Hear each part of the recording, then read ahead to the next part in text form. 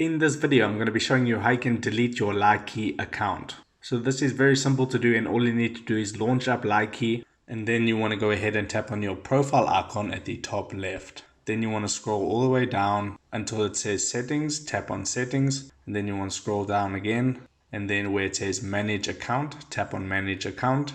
And there you have the option to delete account. Tap on that. So to continue with the account deletion, you'll just have to enter in your password to confirm that it's you. So I'll go ahead and do that now. Okay, and then once you've entered in your password, you'll be presented with this page. All you need to do from here is tap on continue.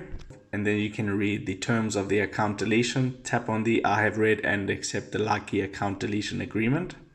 And then you just want to tap on delete. Now it's just telling you here that it can take up to 7 days, and then tap on confirm deletion and you'll be logged out, and then within 7 days your account will be deleted. So that is how you delete your Likee account in 2020. If this video helped you out, make sure to hit the like button and subscribe for more. Take care.